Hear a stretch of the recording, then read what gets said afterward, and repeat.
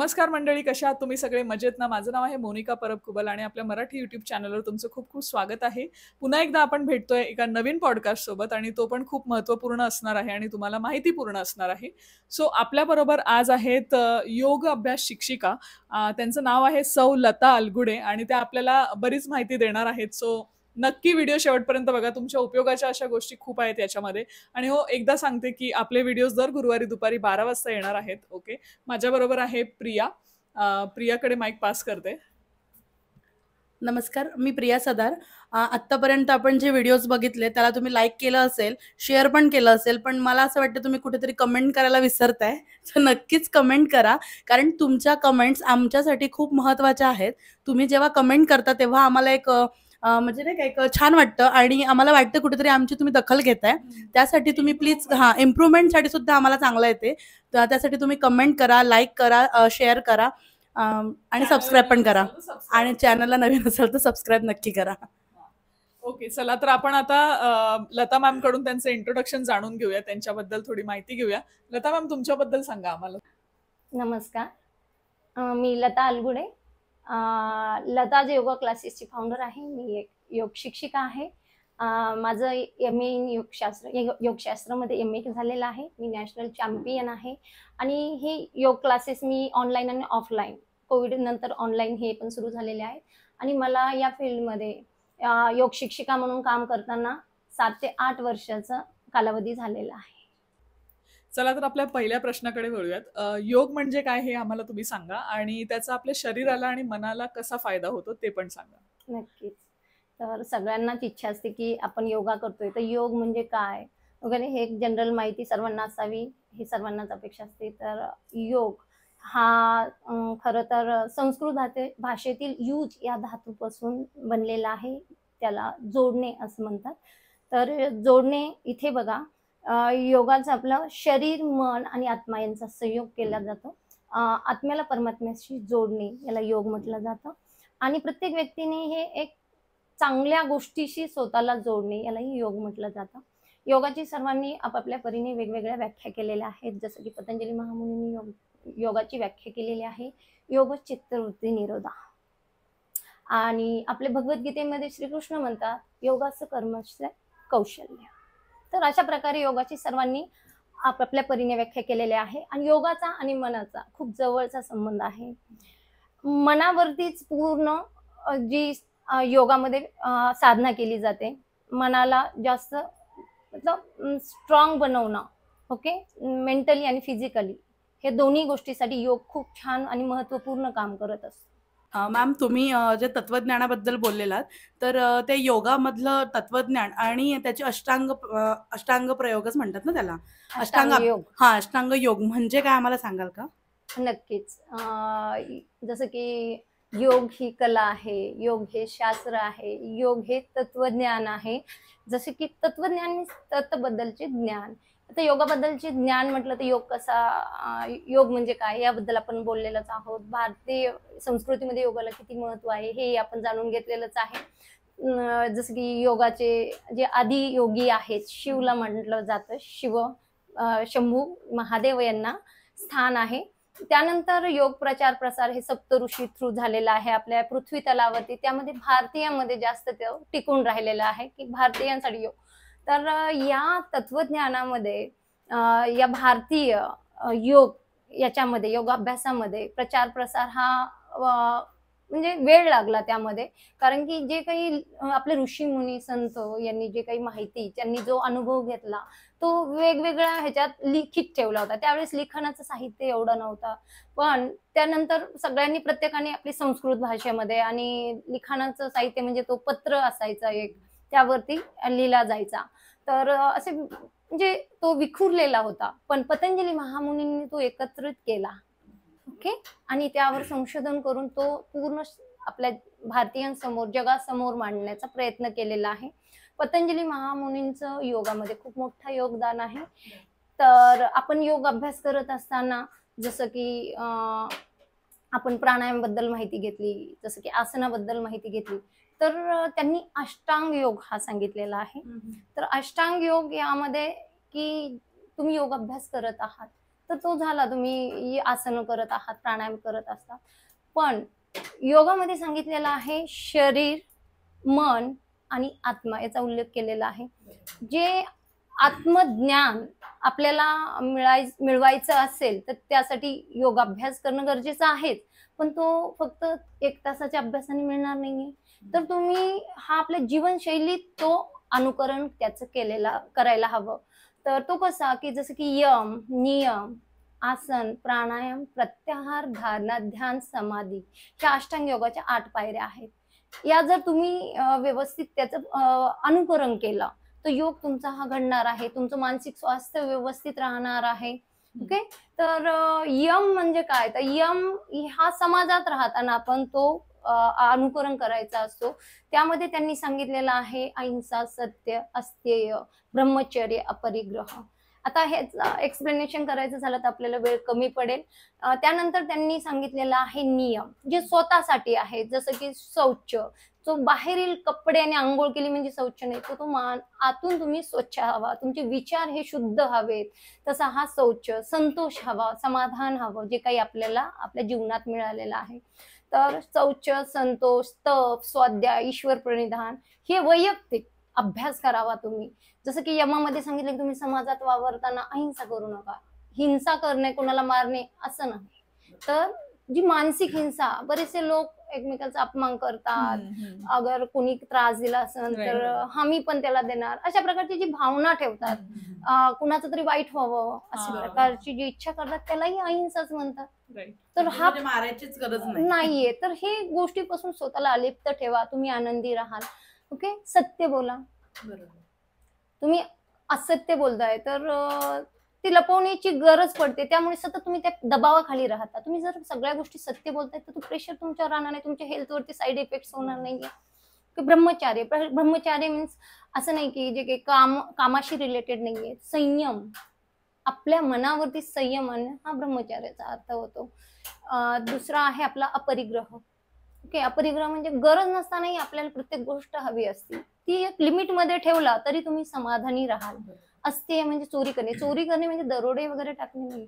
तर त्यामध्ये सांगितलेलं आहे की आपण म्हणत नाही का, ईर्ष्या, एखाद्याचं खूप चांगलं असेल तर त्याच्याबद्दल अशी ईर्ष्या भावना तयार होती, तीही व्हायला नको. तिला ते मिळालं, मला मिळायला हवं, हे विचार आपल्याला नसावे. ओके. तर अशा प्रकारचे जर तुम्ही तुमचा स्वभाव ठेवला, ओके, तर तुमचे जे काही त्रास आहेत, मानसिक विकार आहेत, ते वाढणार नाही. म्हणजे आपल्याला 24 तास योगा रुटीन मध्ये जीवनात आणायचा आहे. ओके. आणि त्यानंतर तुम्ही आसनाबद्दल बोललेलंच आहे, ज्यामुळे शरीर दृढ बनणार आहे. प्राणायामाने तुमची मानसिक स्थिरता लाभणार आहे, कारण की श्वासावरती तुम्ही नियंत्रण करत आहात. त्यानंतर आहे आपला प्रत्याहार. जे इंद्रिय आहेत, डोळे, कान, नाक, सतत बाहेर ऐकत असतात, बघत असतात आणि तिकडे धावत असतात, त्यावरती नियंत्रण आणणं मीन्स प्रत्याहार आहे. धारणा म्हणजे काय, की एकाग्रता आणणे, कुठेतरी आपण कॉन्सन्ट्रेट करा. ओके. त्यानंतर आहे ध्यान. ध्यानामध्ये काय सांगितलं जातं, जे आपण ज्या गोष्टीवर एकाग्रता वाढवली आहे त्याचं चिंतन करा. आता आम्ही एकाग्रता वाढवण्यासाठी धारणेसाठी मूर्ती ध्यान सांगतो, की असं ग्रंथामध्ये सांगितलेलं आहे.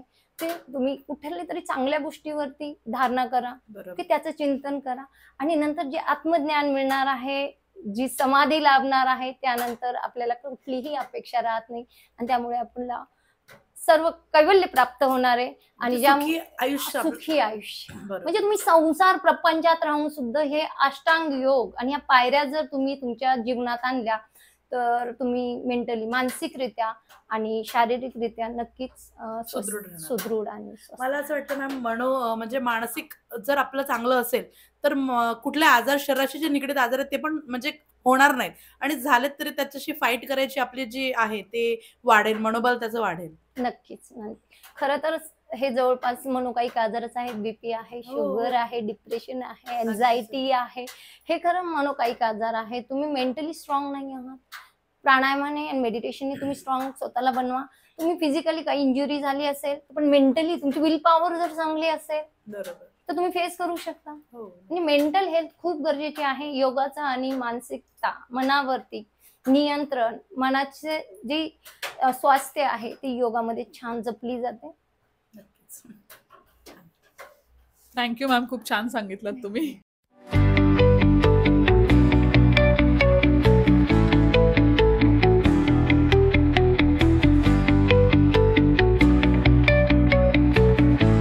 आता मॅम तुम्ही योगाबद्दल सांगितलं आम्हाला की योग कुठून सुरू झाला, तो शब्द कुठून आपल्याला तो ऐकायला मिळाला.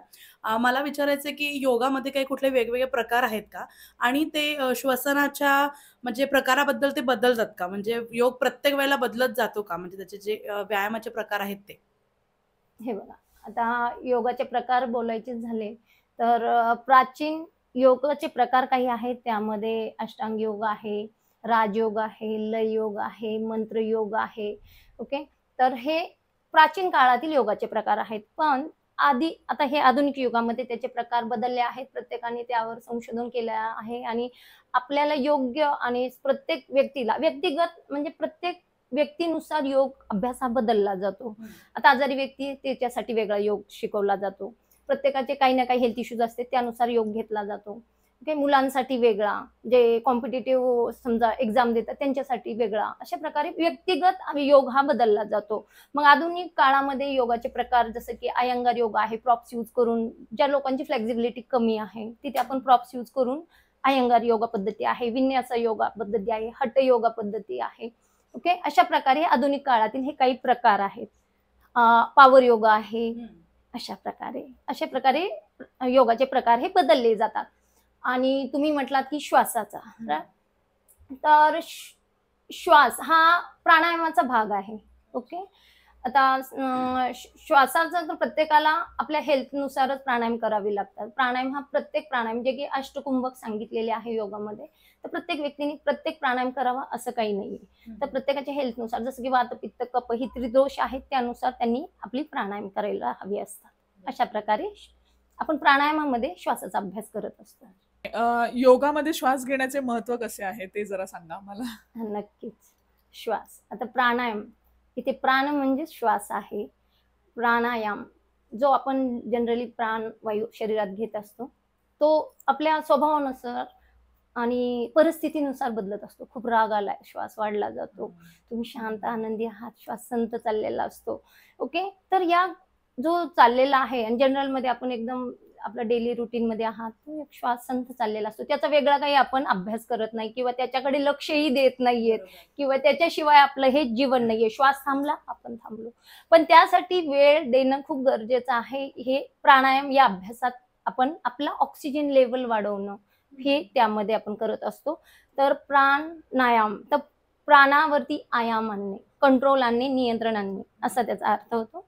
ओके, तर पतंजली महामुनींनी याची व्याख्याही केलेल्या आहेत. तस्मिन सती श्वास प्रश्वास गती विच्छेदा प्राणायाम, म्हणजे विच्छेद करायचा. जी गती आहे, जर तुम्हाला खूप राग आलेला आहे तो कंट्रोलमध्ये करायचा. खूप तुम्हाला हास्य, तुम्हाला खूप आनंद झालाय, त्यावेळेसही तुमचा खूप आनंद, तो म्हणतात हर्षवायू, त्याच्या प्रकारे त्यावरती आपलं कंट्रोल असावं, रागावरही आनंदावरही. आणि हे नियंत्रण आपण आपल्या प्राणायामा थ्रू आणत असतो. म्हणजे योगाचा आणि श्वासाचा खूप जवळचा संबंध आहे. योगातील प्राणायाम हा प्राण म्हटलं तरी चालेल, योगाचा हा भाग आहे. ओके, म्हणजे आपण म्हणतो शरीराचा तो हार्ट आहे. हा, असंच म्हणता हार्ट आहे योगाचा. योग पूर्णच होत नाहीये बरोबर प्राणायामाशिवाय. आता तुम्ही सांगितलंच आहे की योग सगळ्यांसाठीच आहे, पण तरी त्याच्यामध्ये काही लिमिटेशन्स आहे का की अमुक तेवढं त्याचं वय असायला पाहिजे त्या व्यक्तीचं आणि त्याची शरीर यष्टी जी आहे ती म्हणजे या प्रमाणातच ती असायला पाहिजे, आणि कोणाला आजार आहेत तर मग ते पण करू शकतात, म्हणजे काय मर्यादा आहे याच्यामध्ये? हा, तर छान प्रश्न विचारला तुम्ही. तर योग हा सर्वांसाठी आहे. ओके, तर त्यामध्ये बघा 4 ते 5 वर्ष वयोगटातील वरची मुलं की ज्यांना समजतंय आपण प्राणायाम कशा प्रकारे करावी, आसन म्हणजे आपण जे सांगतोय ते त्याला समजतंय.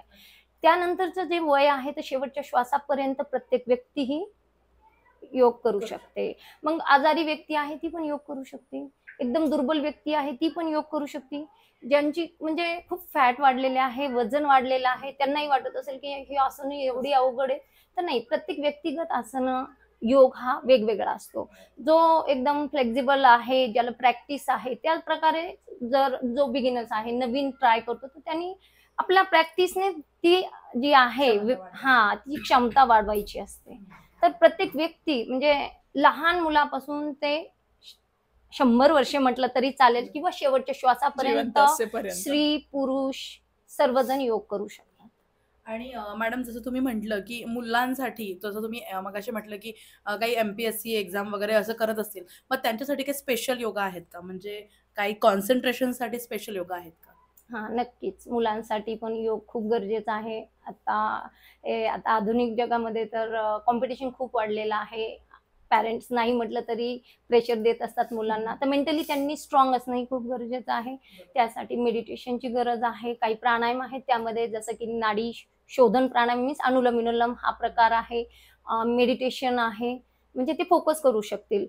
त्राटक क्रिया आहे, शीर्षासन सारखी आसन आहेत, की ब्रेनच्या दिशेने जे ब्लड सर्क्युलेट होऊन म्हणजे तुमचं ब्रेन पॉवर वाढेल, मेमरी वाढेल. अशा प्रकारची आसन आहेत जे मुलांसाठी.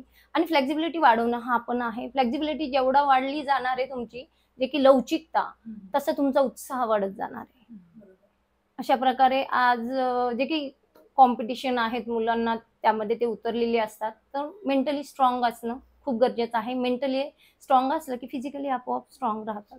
योगामधून आपण पाहिलं की बऱ्याच आजारांवर पण आपण मात करू शकतो किंवा डेली रुटीन मध्ये पण हे खूप गरजेचं आहे, बरोबर? तर त्याच्यासाठी कोणत्या वेळेत योगा करायला हवा आणि म्हणजे एका दिवसाला किती वेळ तुम्ही त्याच्यामध्ये इन्व्हेस्ट केला पाहिजे योगा करण्यामध्ये, तर त्याच्याबद्दल थोडं मार्गदर्शन. नक्कीच. तर आपल्या भारतीय संस्कृतीमध्ये योगाला खूप महत्त्व आहे. आणि त्यामध्ये बघा, योग अभ्यासाचा वेळ सांगायचा झाला, तर योग हा आपण कोणत्याही वेळेत करू शकतो. सर्वात उत्तम वेळ म्हणाल तर सकाळी ब्रह्ममुहूर्ताची. कारण की त्यामध्ये आपलं झोप झालेली असते, मन प्रसन्न असतो, डोक्यात कुठलेही विचार नसतात, प्रदूषण नसतो. ओके. आणि एक पॉझिटिव्ह एनर्जी आपल्या आसपास असते. कारण की आपण जी सकाळी उठलेला असतो त्यावेळेस पूर्ण विचार आणि मनाने आपण शांत झालेला असतो, शरीराने शांत झालेला असतो आणि एक पॉझिटिव्ह एनर्जीने आपण परत सुरुवात करत असतो. त्यावेळेस ब्रह्ममुहूर्त सकाळची वेळ ही सर्वात उत्तम आहे. पण आता काही लोक असंच की सकाळी आपल्याला वेळ नसतो म्हणून मी योगाभ्यास करणार नाही. पण इतर ज्या वेळा आहेत, दुपारची आहे, संध्याकाळची आहे, या वेळेत सुद्धा अभ्यास करू शकतात.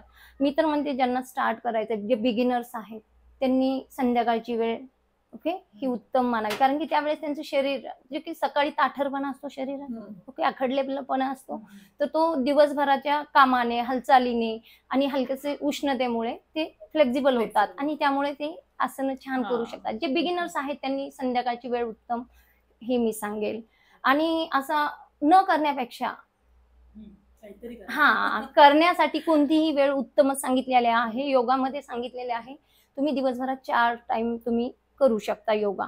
पण सर्वोत्तम आणि सर्वात उत्तम वेळ म्हणाल तर सकाळची आहे. म्हणजे धावपळ जी आहे आपली सगळ्यांचीच, स्ट्रेस लेवल जो आहे तो जरी तुम्ही सकाळी करून म्हणजे तो दूर नाही घालवला तरी तुम्ही संध्याकाळी तरी तो करा. म्हणजे दिवसातनं 24 तासातनं 1 तास तरी करा. 1 तास. तसा योगाबद्दल बोलायचं झालं तर तो आपल्या जीवनशैलीतच हवा योग. तो 1 तासाने कंप्लीट होणार नाही. पण आता मॅम मला असं विचारायचं होतं की आता माझ्यासारखी आई आहे की 2 मुलं सांभाळायची आहे, मग मला वेळच मिळत नाही. तुम्ही त्यांना काय सांगाल? आता बघा, आपल्या हेल्थसाठी तर वेळ काढावाच लागेल. आपण हेल्दी तर आपलं कुटुंब हेल्दी राहणार आहे. आपल्या मुलांकडे आपण बघणार आहोत. तर वेळ तर काढावीच लागेल. वेळ नाही म्हणून चालणार नाही. स्वतःला फिट ठेवण्यासाठी वेळ हा काढावाच लागेल. फार वेळ लागत नाही, 1 तास पुरेसा आहे. 15 मिनिटं तुम्ही प्राणायाम करा, बाकीचे सूक्ष्म व्यायाम करा, काही आसनं करा. डे वाईज ते बदलले जातील, आपल्या हेल्थनुसार आसनं बदलली जातील. पण करण्याचा प्रयत्न करा. इच्छा असेल तर मार्ग दिसेल. नक्कीच. इच्छा असेल तर मार्ग नक्कीच दिसेल. एक्झॅक्टली. पण मला असं वाटतं हेल्थला प्रायोरिटी दिली पाहिजे. आपल्या इंडियन वुमेन अशा आहेत की फॅमिलीसाठी पूर्ण दिवस धावपळ करतील पण स्वतःसाठी 5 मिनिटं पण काढणार नाहीत, म्हणजे स्पेसिफिकली बघायला गेलं तर. आता हे आहे, त्याच्यामुळे आम्ही सजेस्ट करू की प्लीज सगळ्या लेडीजनी खास करून थोडासा वेळ काढा. लेडीज का म्हणतोय, कारण त्यांना पूर्ण घर पण सांभाळावं लागतं, सगळं करावं लागतं. त्यामुळे आम्ही असं म्हणतोय की लेडीजनी खास करून वेळ काढा. योग सगळ्यांनीच करायला पाहिजे. येस. आता जसं आपण म्हणालो की योग हा सगळ्यांनी करायलाच हवा, बरोबर? तर आता काही लिमिटेशन्स असतात. कुणी घराबाहेर जाऊ शकतं, कुणी नाही जाऊ शकत. जसं की आता लेडीज आहेत, आता माझंच उदाहरण देते मी. मला नाईट शिफ्ट असते आणि मला घरातलं सगळं करून मला वेळ मिळत नाही बाहेर जायला योगा क्लासेससाठी वगैरे. तर तुम्ही काय सजेस्ट करता? आपण ऑनलाईन व्हिडिओज बघून करायला पाहिजे की तिथे गेलंच पाहिजे की ऑनलाईन क्लासेस, कसं तुम्ही सजेस्ट करता? छान क्वेश्चन आहे हा प्रश्न तुमचा. तर न करण्यापेक्षा काहीतरी करणं गरजेचं आहे. पण आता वेळ मिळत नाहीये. आता जे की वर्किंग वुमन्स आहेत, ओके, जे हाऊसवाईफ आहेत, ओके, ते त्यांचं टिफिन बनवणं, हाऊसवाईफ पण बिझी असतात, Yes. सकाळी असेल, त्या फक्त दुपारी फ्री होतात. तर त्या कारणानिमित्त ते योगाभ्यास करू शकत नाहीये. आणि योगाभ्यास करायचा झाला तर तुम्ही सुरुवात ही जे योग शिक्षक आहे त्यांच्या मार्गदर्शनाखालीच करावी. YouTube वगैरे बघून नाही करावी. कारण की त्यामध्ये एक साईड सांगितली जाते. दुसरी बरोबर. साईड ही तुम्हाला माहिती नसते. बरोबर. ओके, एक बाजूचा ते चुकीचं सांगतात असं नाहीये. पण आता आपल्याला हेल्थ इश्यूज आहेत. जसं की एक एक्झाम्पल सांगते तुम्हाला, बॅक पेन आहे, लोअर बॅक पेन आहे. तिथे बॅक आसनं सांगितली जातात. जनरल एक आसनं, योगासनं करा म्हणतात. पण आपण पुढे वाकल्यानंतर, फॉरवर्ड बेंडिंग नंतर बॅक पेन अजून वाढला जातो. हे आपल्याला माहिती नसतं. बऱ्याचशा गोष्टी आहेत की आपल्याला जे हेल्थ इश्यूज आहेत आपण त्याच्याशी रिलेट ते YouTube मध्ये व्यवस्थित डिटेल नाही, चुकीचं सांगतात असं नाहीये, पण ती दुसरी बाजू असते ती आपल्याला माहिती नसते. तर तुम्ही शक्यतो जे उत्तम योग शिक्षक आहे त्यांच्या ऑब्झर्वेशन खाली आणि त्यांच्या मार्गदर्शनाखाली सुरुवात करावी. नंतर तुम्हाला त्याबद्दलचं ज्ञान मिळालं की मग तुम्ही घरी करू शकता. ऑनलाईन ऑप्शन बेस्ट आहे. तुम्हाला बाहेर घराबाहेर जाता येत पडायची गरज नाहीये. नाही. हा, ऑनलाईन ऑप्शन मी तरी सांगते माझ्या क्लासेसमध्ये तुम्ही जर माझ्या गुगल पेज वरती बघाल तर रिव्ह्यूज बघा, ऑनलाईनची जास्त छान आहे. ओके. कारण की कोविड नंतर ऑनलाईन क्लासेस खूप म्हणजे माझे बऱ्यापैकी चाललेले आहेत आणि त्यावेळेस गरज होती. कारण की बरंच डिप्रेशन, टेन्शन या प्रकारच्या लेडीज खूप फेस करत होत्या, स्ट्रेस, आणि त्यानंतर पण खूप लोकांना हे प्रॉब्लेम्स क्रिएट झाले, भीती आहे. Yes yes. तर ऑनलाईन पण ऑप्शन बेस्ड आहे आणि माझ्या स्वतःचा एक्सपिरियन्स सांगेल तर ऑनलाईन आणि ऑफलाईन हे दोन्ही छान रिझल्ट आहे. ओके. सो बेसिकली याला काही लिमिटेशन नाही की तुम्हाला तिथे जाऊनच योगा करायला पाहिजे. त्या क्लासेस जॉईन करून तुम्ही ऑनलाईन पण करू शकता. सगळ्यात महत्वाची गोष्ट मॅमने जशी सांगितली की कन्सल्ट करून करा, कारण युट्यूबवर व्हिडिओज मल्टिपल आहेत, पण तुम्हाला पर्सनली काय त्रास होतोय हे तुम्हालाच माहितीये. बरोबर. आणि ज्यावेळेस तुम्ही तिथे जाता क्लासेसमध्ये, मी तुम्हाला सांगेन की अरे मला हा प्रॉब्लेम आहे, तर तुम्ही ते समजून घेऊन बरोबर. मला गाईड करणार की अरे हे नको करू, तुला त्रास होईल. सो बरोबर. त्याच्यामुळे माझं सजेशन पण हेच आहे मॅम सारखंच की ऑनलाईन नका करू, क्लासेस जॉईन करा आणि चांगल्या मार्गदर्शनाखाली योगा करा, नक्कीच त्याचा फायदा होतो. आता मॅम तुम्ही एवढं छान सांगितलं की बिगिनर्सनी म्हणजे चांगला योग अभ्यासक निवडून त्याच्याकडनं ते करायला पाहिजे. बरोबर आहे आणि मलाही तसंच वाटतं. आता मॅम आपण योगामुळे आपली जी लवचिकता आपण म्हणतो ती कशी सुधारू शकतो आणि संतुलन म्हणजे आपलं कॉन्सन्ट्रेशन कसं सुधारू शकतो याबद्दल थोडक्यात सांगाल? नक्कीच. योगा हा आपल्या मनावरतीच काम करतो, श्वासावरती काम करतो. यामध्ये बघा, लवचिकता हे स्ट्रेचिंगने, ओके, योगाभ्यासात भरपूर आसनं आहेत ज्यामध्ये स्ट्रेच जास्त आहे. स्ट्रेचमुळे स्नायू तुमचे लवचिक होतात. ओके, स्नायू लवचिक झाले की जे रक्तभिसरण आहे, ब्लड सर्क्युलेशन आहे, ऑक्सिजन लेवल आहे, हे प्रत्येक सेल्स पर्यंत पोहोचवला जातो, तो ब्रेन पर्यंत पोहोचवला जातो, ज्यामुळे तुम्ही एकदम एनर्जेटिक, पॉझिटिव्ह राहायला लागतात. ओके, त्यामुळे जे आपण डेली रुटीनमध्ये जे स्ट्रेस आहे, निगेटिव्हिटी आहे, त्यामध्ये स्वतःला बॅलन्स करू शकतो, त्यामध्ये समतोल राखू शकतो. म्हणजे सुख आहे, दुःख आहे, यश आहे, अपयश आहे, यामध्ये आपण आपल्याला स्वतःला स्थिर ठेवू शकतो. मेडिटेशन ही त्यातील एक भाग आहे, जे आपल्या मनावरती काम करतो, आपल्याला मेंटली खूप स्ट्रॉंग बनवतो. ओके. आता कोणताही योग करताना किंवा एक्सरसाइज करताना बेसिकली कसं असतं, कधी इंजुरी होते, काय होते, तर कोणकोणत्या पद्धतीची इंजुरी होऊ शकते आणि ती कशी टाळता येईल आपल्याला, त्याबद्दल थोडं सांगा. नक्कीच. बरेचसे लोक YouTube फॉलो करतात, ते जसं ट्राय करतात तसं ट्राय करण्याचा प्रयत्न करतात. कामापेक्षा जास्त स्ट्रेच घेतल्यानंतर मसल्स तुटण्याची शक्यता असते. मसल्स तुटल्यानंतर बऱ्यापैकी खूप प्रचंड पेन असतो. ओके, त्यानंतर तुम्ही जे काही हँडस्टँड असेल, शीर्षासन असतील, अशी आसनं ट्राय करतात. तुम्ही तिथे कोणाचा तरी आधार घ्यायला हवा. तुम्ही भिंतीचा आधार घ्या किंवा आपल्या घरातील व्यक्तींचा. पण तुम्ही जर क्लास करत असाल तर तुम्हाला ती योग शिक्षिका असेल, ती आधार देऊन टेक्निक कशा प्रकारे कोणतं आसन करायचं हे पद्धतशीरपणे सांगते. तर शक्यतो घरी ट्राय न करता एक टेक्निक असते. कुठलाही आसन करताना तिथे श्वास कसा घ्यायचा, श्वास कसा सोडायचा, कोणत्या दिवसामध्ये आपण अवॉइड करायला हवा. आता बऱ्याचशा गोष्टी आहेत की काही आसनं पिरियड्समध्ये आपल्याला अवॉइड करायचे असतात, पण नॉलेज नसल्यामुळे लेडीज ते करतात. अशा बऱ्याचशा गोष्टी आहेत ज्यामध्ये जे चुकीच्या होऊ नयेत. ओके, तर त्या टाळण्यासाठी योगा क्लास हा उत्तम आहे. ओके. आता मॅम आता तुम्ही म्हटलं की पिरियड मध्ये काही गोष्टी नाही करायला पाहिजे.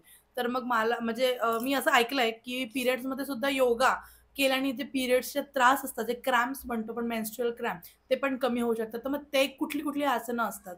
आणि प्रेग्नन्सीमध्ये सुद्धा काही म्हणजे आसनं आहेत का, की ड्युरिंग प्रेग्नन्सी आपण ते करू शकतो?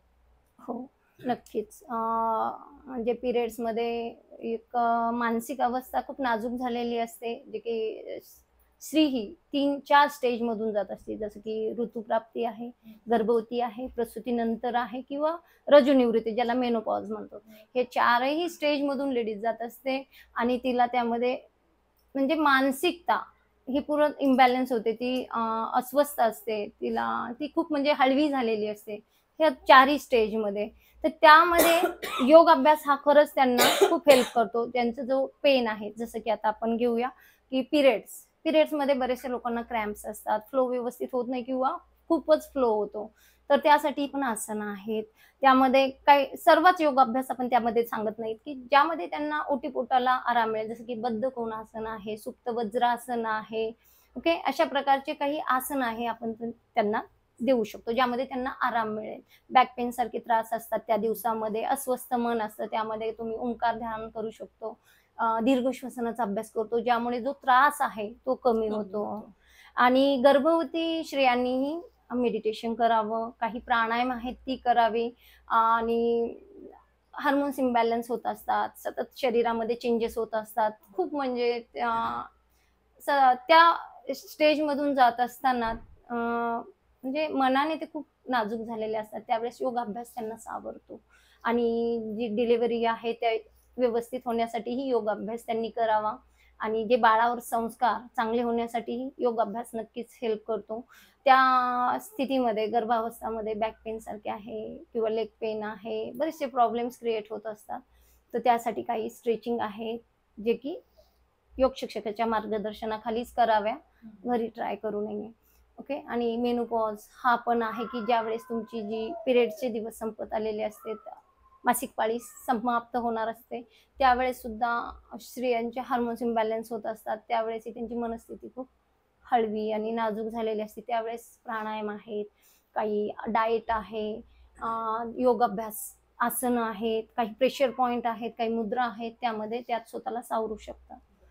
अशा प्रकारे योगाभ्यास आपल्या स्त्रियांसाठी खरंच खूप एक उपयोगाचा आहे. आता मी पाहिलं की आता पोस्टपार्टम डिप्रेशन म्हणजे डिलिव्हरी झाल्यानंतर बरेच जण डिप्रेशनमध्ये जातात, बऱ्याच लेडीज. तर त्याच्याबद्दल काही सांगाल का तुम्ही? हां. तर एक तर सवय नसते. तर शेड्यूल असतं वेगळाच. बाळ झालेला असतो. आतून शरीर कमजोर झालेलं असतं, जे वरवरून दिसत नाही तुम्हाला.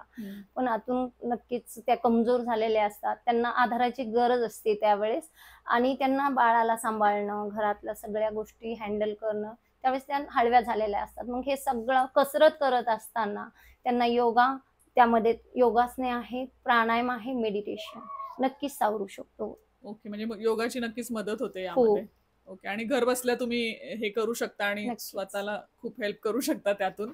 आणि मेनोपॉजचं पण तसंच आहे. हो. मेनोपॉजसाठी पण खूप मदत होते. म्हणजे जे खूप. काही सिम्पटम्स असतात ते थोडेसे म्हणजे बाजूला सारण्यासाठी योगाची मदत होते का? हो, नक्कीच.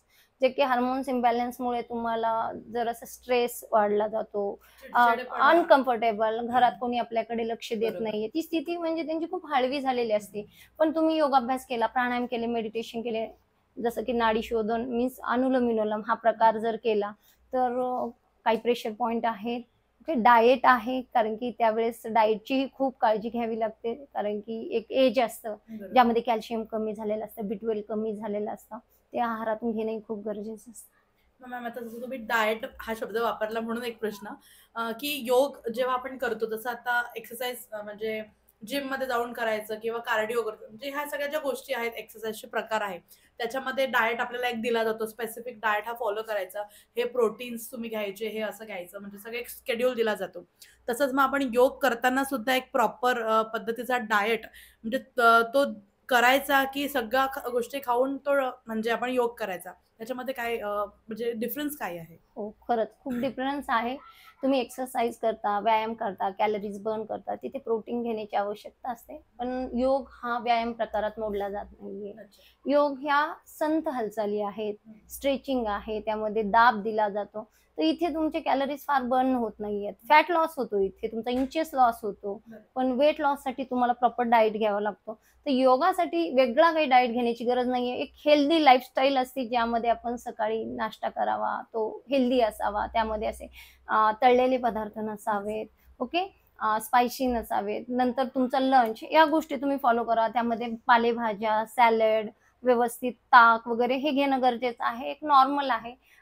डिनर म्हणजे रात्रीचं जेवण म्हणाल तर सूर्यास्ताच्या अगोदर, म्हणजे सूर्य आहे तोपर्यंत, म्हणजे 6 ते फार फार 7 पर्यंत तुमचं जेवण व्हायला पाहिजे. हे एक जनरल गोष्टी आहेत. यापेक्षा व्यतिरिक्त वेगळा काही डाएट घेण्याची गरज नाहीये. हा, की सॅलड जास्त खा, फ्रूट जास्त खा, ओके, अशा प्रकारे आम्ही सांगत असतो. स्नॅक्स म्हणजे फास्ट फूड आहे, ऑइली आहे, स्पायसी आहे, नॉनव्हेज आहे, शक्यतो तो टाळला जावा. आजकाल लोकांचा कल जास्त त्याकडेच आहे. लोकांचं नाही सांगत, मी स्वतःच सांगते. किती म्हटलं तरी ते कंट्रोल होत नाही. तर काही आहे का त्याच्यासाठी की आपण म्हणजे योगा थ्रू काही मनावर पण त्याचं असं? नक्कीच नक्कीच. हा, आपण जे ठरवतो ते आपण करू शकतो. हे योग आपल्याला शिकवतो. योग अभ्यासाने म्हणजे मेंटली आपण खूप स्ट्रॉंग बनतो. आता माझा स्वतःचाच एक्सपिरियन्स, मला योग शिक्षक होण्या अगोदर चहा घेण्याची सवय होती. योग आपला नाशिकला गेले योग विद्याधाममध्ये, 11 दिवस चहा नव्हता. काही त्रास झाला नाही. बरेचशा लोकांचं असतं की मला चहा वेळेत न घेतल्यानंतर डोकेदुखीचा त्रास होतो, अस्वस्थ वाटतं. काही एक होत नाही. ते सगळी मनाची खेळ आहेत. मनाचे खेळ. करायचं ठरवलं तर सगळं शक्य आहे. राईट. आणि म्हणजे मला असं वाटतं की एक्सरसाइज कडे लोक वळत नाही, कारण डाएट, यार डाएट करायला लागतं यार. मग ते सांगतात की मग भातच खाऊ नका तुम्ही, आणि मग चपातीच खाऊ नका, मग भाकरीच खा. म्हणजे या कारणामुळे सुद्धा लोक एक्सरसाइज या भागाकडे वळत नाही, असं मला तरी वाटतं. हा, तेच म्हटलं ना, एक्सरसाइज व्यायाम हा भाग वेगळा झाला, योग हा वेगळा भाग झाला. योग हा आपल्या ज्या संस्था आहेत, जसं की डायजेस्टिव्ह सिस्टम आहे, जी पचन क्रिया आहे, त्यावरती काम करते. ओके, तुम्ही खाताय पण तेच पचनच होत नाहीये. पण योग अभ्यास केला, ज्या मुद्राबंधाचा अभ्यास केला, तर तुमचं तो सिस्टम छान काम करायला लागतो, खाल्लेलं पचन होतं, वेट वाढणारच नाहीये. मॅम, आता तुम्ही एवढं छान सांगितलंय. मला विचारायचंय की डिलिव्हरी नंतर, म्हणजे सी सेक्शन असो की वजायनल डिलिव्हरी असो, तर त्या दोन्हीमध्ये योग किती दिवसांनी करावा, आणि त्यामध्ये कुठली काळजी घ्यायची, म्हणजे कुठले आसन करताना, स्पेसिफिक आसन करताना कुठली काळजी घ्यायची? नक्कीच. तर नॉर्मल डिलिव्हरी असेल तुमची, तर 3 महिन्यानंतर तुम्ही योग अभ्यास सुरू करू शकता. तो डिपेंड करतो त्या व्यक्तिगत. हळुवारपणे मेडिटेशन, प्राणायाम गरज असते त्यावेळेस, तर तुम्ही 3 महिन्यानंतर करू शकता. सी सेक्शन म्हणाल तर 6 महिने तुम्ही विश्रांती घ्यावी, त्यानंतर योग अभ्यास सुरुवात करावा. खरं तर काही समजा ऑपरेशन झालेलं आहे, तर आम्ही 1 वर्ष काही एक करू नका, आम्ही असं सांगत असतो. पण 6 महिने जर तुम्ही योग शिक्षकाच्या ऑब्झर्वेशन खाली करत असाल, तर तो तुम्हाला बरोबर काय करायचं, काय नाही करायचं, म्हणजे काय अवॉइड करणं गरजेचं आहे त्या काळामध्ये. पण प्राणायाम आणि मेडिटेशनची खूप गरज असते आपल्याला. ओके, तर तुम्ही 6 महिन्यानंतरही करू शकता योगाभ्यास. ओके. तर तुमचे एक्सपिरियन्स आम्हाला जाणून घ्यायला आवडेल. म्हणजे कोणी असं तुमच्याकडे आले की मला हा आजार झालेला आहे आणि योगा करून त्यातून ते रिकवर झाले, तर ते जरा सांगितले तर कसं जे आपले प्रेक्षक आहेत त्यांना एक पॉझिटिव्ह एनर्जी येईल आणि कळेल की बाबा हा याच्याने हे पण होतं, तर लेट्स डू इट, असं काही. नक्कीच नक्कीच. तर माझा हा 7 ते 8 वर्षाचा एक्सपिरियन्स. नक्कीच माझ्या जे काही स्टुडंट आहेत, जो समाज, लेडीज, ज्या महिला आहेत, त्यांना नक्कीच होणार आहे. जो आमचा अनुभव आम्ही घेतलेला आहे कोविड नंतर, बरेचसे डिप्रेशनमध्ये गेलेल्या लेडीज होत्या. ओके, डिप्रेशन गेल्या, त्याच्यावरती योग अभ्यास, जसं की प्राणायाम आहे, मेडिटेशन आहे, काही प्रेशर पॉईंट आहे, मुद्रा आहेत, यांनी खूप छान पॉझिटिव्ह रिझल्ट मिळालेले आहेत आणि त्या बाहेरही पडलेल्या आहेत. ओके, PCOD, PCOS आहे, शुगर आहे, हाय BP, लो BP, हा योग अभ्यासाने, योग्य योग अभ्यासाने बरा होतो. हा माझ्या क्लासेसचे फीडबॅक तुम्ही बघू शकता. खूप छान रिझल्ट आहेत. PCOD रिव्हर्स होऊ शकतो, थायरॉइड तोही रिव्हर्स म्हणजे पूर्ण नॉर्मल होऊ शकतो, BP ही नॉर्मल होऊ शकतो. डेली म्हणजे तुम्हाला रोज योग अभ्यास, प्राणायाम, रुटीन मेडिटेशन, फॉलो हा, आणि जे योग शिक्षिका सांगेल तीच प्राणायाम तुम्हाला करायचे आहेत, घरच्या घरी करायचे नाहीयेत. ओके, तर तुमचे सर्व आजार हे बरे होतात. हा माझ्या क्लासेसचे रिझल्ट आहेत, ऑनलाईन आणि ऑफलाईन. Ma'am Okay. तुम्ही आता जसं म्हटलं पीसीओडी आणि थायरॉइड रिव्हर्स होऊ शकतात.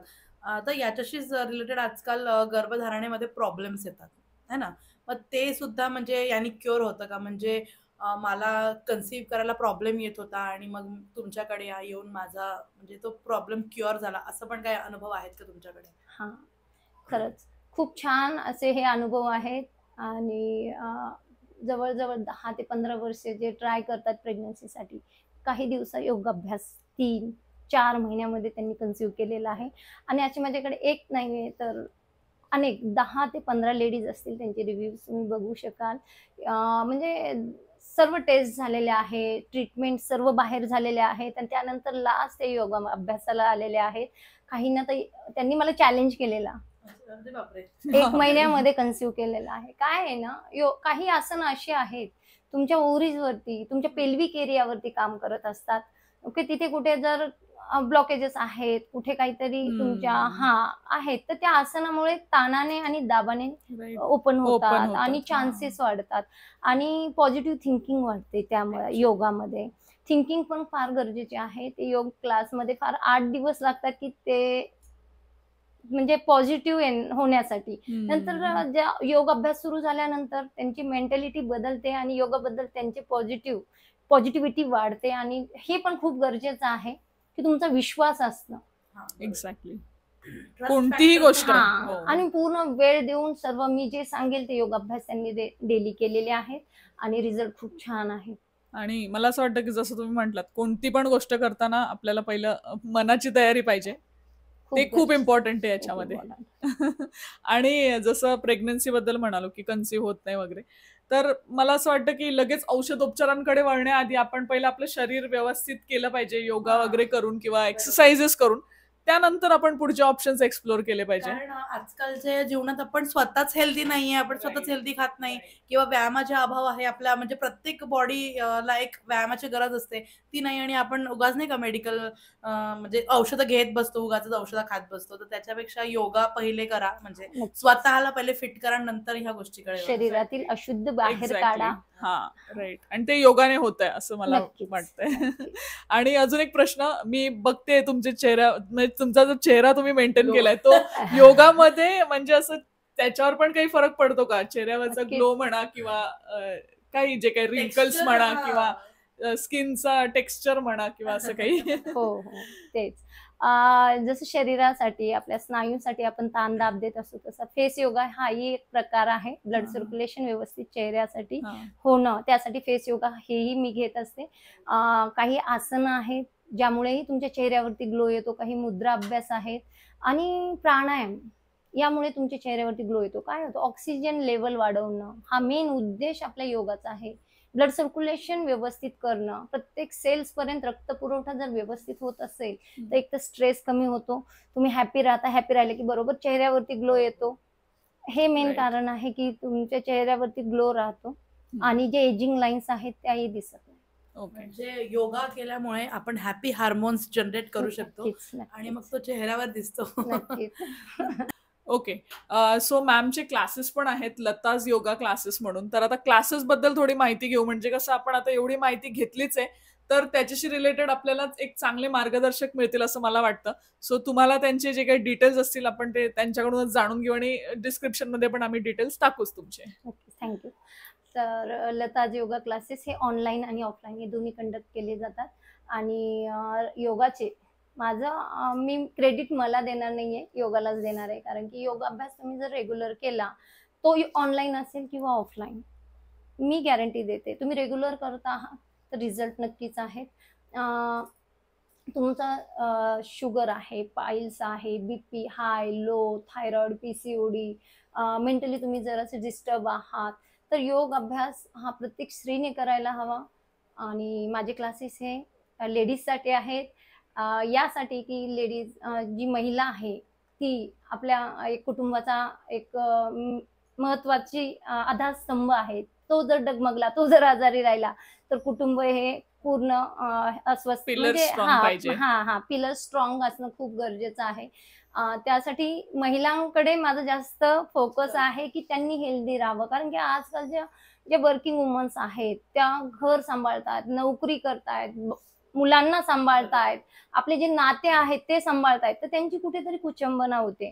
तर त्यांच्यासाठी एक वेगळा प्लॅटफॉर्म त्यांना मिळावा, कारण की मी माझ्या योगा क्लासेसमध्ये भरपूर इव्हेंट करत मी त्याच असते. प्रश्नाकडे येणार होते की आता 15 ऑगस्टचे मी काही त्यांचे व्हिडिओज आणि फोटोज पाहिले तर खूप छान असे एंगेजिंग ऍक्टिव्हिटीज त्या घेतात. तर एव्हरी टाइम असं करता का तुम्ही, म्हणजे काही फेस्टिवल आला काय आलं तर म्हणजे त्याच्यातून काय होतं, एक लेडीजला एक इच्छा निर्माण होते की चल मला आता इकडे योगा पण करायचा आणि त्याचबरोबर मी सोशली एंगेज पण होणार आहे, ऍक्टिव्ह पण राहणार आहे. नक्कीच. घर हे सांभाळता बाहेर पडणं ही विसरलेली आहे स्त्री, जी की नोकरी करते. नोकरी, घर आणि आपली जी कुटुंब आहे त्यामध्येच ती व्यस्त आहे. तिला कुठेतरी वाटतं की मी माझं एक सर्कल असावं, फ्रेंड सर्कल असावं आणि मी कुठे पिकनिकला जावं, मी काही अशी इव्हेंट असे आहेत की त्यामध्ये मी पार्टिसिपेट करावं, मी छान नटलं जावं, छान तयार व्हायला हवं.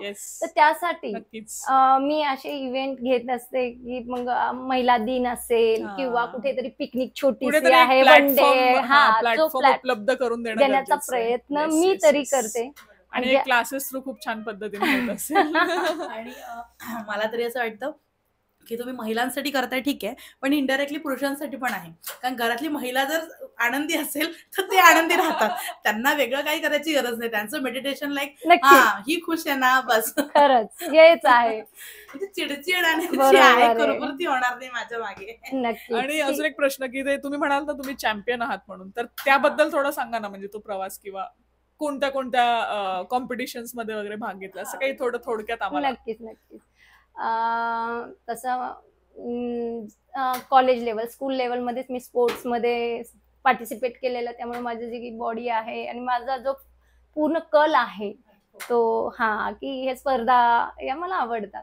ज्यावेळेस मी योग शिक्षक करत होते त्यावेळेस जी माझी फ्लेक्झिबिलिटी असेल, आसन असेल, ते बघून आमच्या शिक्षकांनी सांगितलं की तू कॉम्पिटिशनमध्ये पार्टिसिपेट कर. त्यानंतर मग फर्स्ट अटेम्प्टमध्येच मी डिस्ट्रिक्ट लेवल पार केला, स्टेट केला. ओके, त्यावेळेस स्टेट पर्यंत. नंतर सेकंड ट्राय केला, त्यावेळेस मी नॅशनल पर्यंत गेलेली आहे. नंतर मी असे छोटे मोठे कॉम्पिटिशन सतत खेळत राहिलेली आहे. आता कोविड नंतर बंद झालं, नंतर ऑनलाईनही ट्राय केलेला आहे. तर आवड आहे मला. म्हणजे मला असं वाटतं योगामुळे तो एक दृढ निश्चय जो असतो ना तो पण येतो. म्हणजे एक सेल्फ कॉन्फिडन्स आपला डेव्हलप होतो की नाही मी हे करू शकते आणि मला हे करायला पाहिजे. एक कुठेतरी एक आवड निर्माण होते, स्वतःला एक कॉन्फिडन्स येतो. नक्कीच. ओके, आता तुम्ही म्हणालात की क्लासेस ऑनलाईन पण आहेत आणि ऑफलाईन पण आहेत. ओके, तर हे जे ऑफलाईन क्लासेस आहेत ते कोणत्या एरियामध्ये घेतले जातात आणि ऑनलाईन क्लासेसचे टायमिंग्स वगैरे ते पण थोडंसं सांगा. आपण पिंपरी चिंचवड निगडी इथे हे क्लासेस घेतो. एक स्टुडिओ आहे आपला, लोकेशन रन्ना हॉस्पिटलच्या समोर आहे, यमुनानगर निगडीमध्ये आहे. आणि त्यामध्ये टायमिंग आहे की जे हाऊसवाईफ आहे त्यांचं 10:30 पर्यंत पूर्ण काम आवरलेलं असतं, तर त्यांना सुटेबल असा टायमिंग 10:30 to 11:30 आहे मॉर्निंग, आणि इव्हिनिंग 4 to 5 हा एक आहे. ऑफलाईनचं झालं, ऑफलाईन बद्दल झाला हा. आणि ऑनलाईन जे की वर्किंग वुमन साठी आहे की ज्या त्यांचा एक्झर्शनही व्हायला नको, त्यांनी योग अभ्यासही करायला हवा आणि घरच्या घरी ऑनलाईन ऑप्शन बेस्ट आहे 6 to 7 आणि 7:30 to 8:30.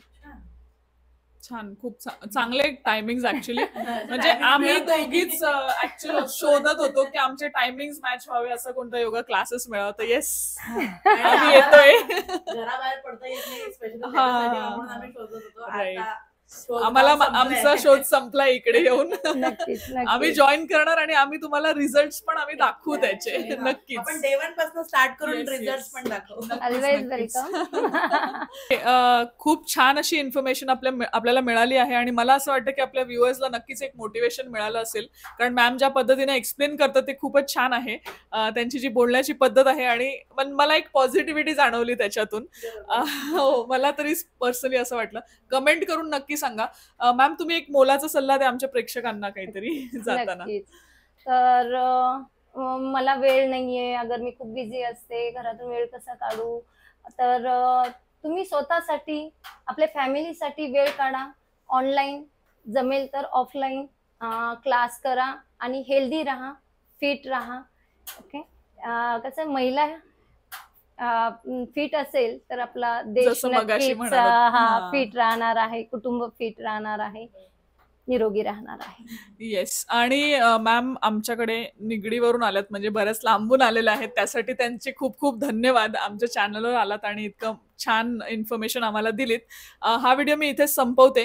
तुम्हाला मॅमचे ज्या डिटेल्स आहेत त्या डिस्क्रिप्शनमध्ये पण मिळतील आणि वरती तुम्हाला दिसतच असेल इकडे किंवा इकडे या कॉर्नरला डिटेल्स बघा आणि त्या पद्धतीने तुम्ही मॅमला कॉन्टॅक्ट करा तुम्हाला जॉईन करायचं असेल क्लासेस तर. ओके. हा व्हिडिओ इथेच संपवते मी. व्हिडिओ आवडला असेल तर नक्की व्हिडिओला लाईक करा, कॉमेंट करून नक्की तुमचे व्ह्यूज शेअर करा. काही प्रश्न असतील तर ते पण विचारा, आम्ही नक्कीच कॉमेंटमध्ये तुमचे जे शंका असेल त्याचं निरसन करण्याचा प्रयत्न करू. आणि जर गरज वाटलीच तर आपण अजून एक पॉडकास्ट मॅम सोबत नंतर पुढे जाऊन घेऊ ज्यात आपण प्रश्नांची उत्तरं देऊ शकतो. ठीक आहे, like a Q&A session. Okay. पण कमेंट नक्की करा. तुमची एक कमेंट आमच्यासाठी खूप महत्वाची आहे आणि लाईक सुद्धा. ओके. चला तर भेटूया पुन्हा एकदा एखाद्या अशाच नवीन व्हिडिओमध्ये. तोपर्यंत tata, bye bye, take care.